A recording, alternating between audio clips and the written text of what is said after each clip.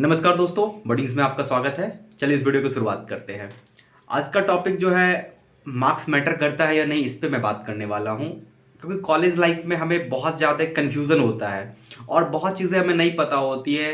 बहुत सारे लोग मार्क्स के पीछे ही पड़े रहते हैं, बहुत सारे लोग बिन मार्क्स को छोड़ ही देते हैं। मतलब ऐसे समझना ना, कुछ लोगों को लगता है कि मार्क्स बहुत इंपॉर्टेंट होता है तो वो मार्क्स के पीछे ही पड़ जाते हैं। कुछ लोगों को लगता है कि यार मार्क्स कोई मतलब ही नहीं होता है तो वो मार्क्स को भूल ही जाते हैं, छोड़ देते हैं।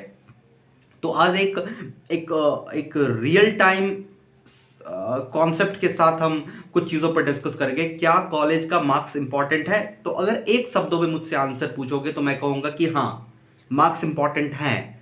लेकिन अब यहाँ पे जो इसका क्लाउज जो है वो इसमें ऐड कर रहा हूँ कि मार्क्स एक स्टैंडर्ड मार्क्स इंपॉर्टेंट है, उससे ज़्यादा मार्क्स की ज़रूरत नहीं है। अब तुम बोलोगे कि स्टैंडर्ड मार्क्स कितना होता है, तो अगर आप 7.5 से ऊपर है तो आप स्टैंडर्ड मार्क्स में हैं। अगर आप 7 और 7.5 के बीच में हैं तो भी सही है। ओके, 7 से ज़्यादा मार्क्स आपका सीजीपीए बरकरार रहे तो वेल एंड गुड है।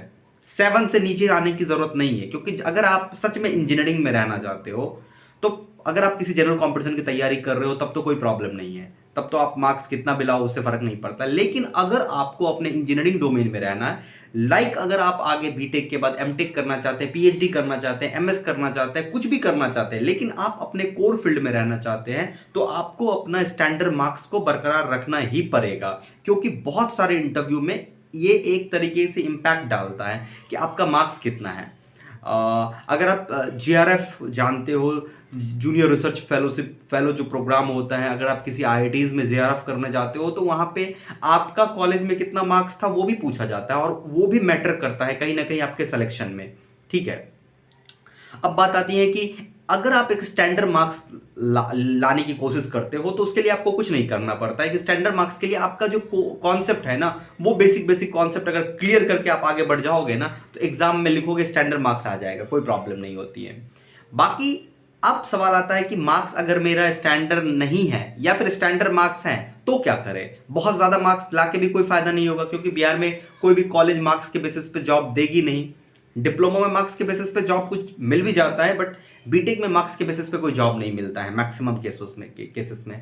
ठीक है, आप जितना फोकस मार्क्स लाने पे करोगे, अगर उतना से भी थोड़ा कम कर दोगे अपने स्किल डेवलपमेंट पे, तो फिर बात ही कुछ अलग होती है।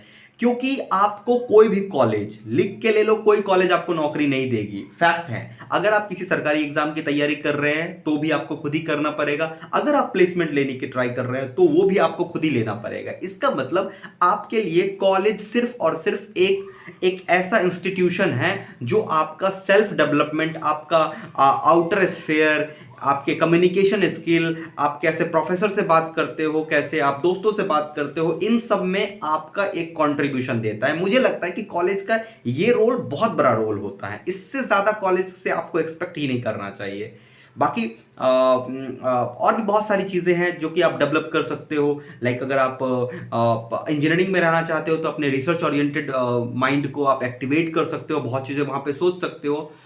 तो अगर मैं इस वीडियो को कंक्लूड करूँ, चूंकि मुझे टेक्स्ट आ रहे थे कि मार्क्स कम आया, मैं दुखी हूँ, क्या करना चाहिए, क्या मेरा मार्क्स 7.5 है, मुझे जॉब मिलेगी, तो उन सब के लिए ये एक सीधा वीडियो है कि मार्क्स मैटर नहीं करता है, बशर्ते मार्क्स 7 से ज़्यादा हो, 7.5 से ज़्यादा हो।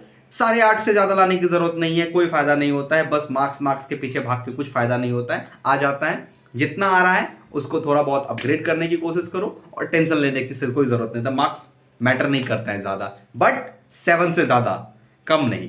चलो, बाय बाय।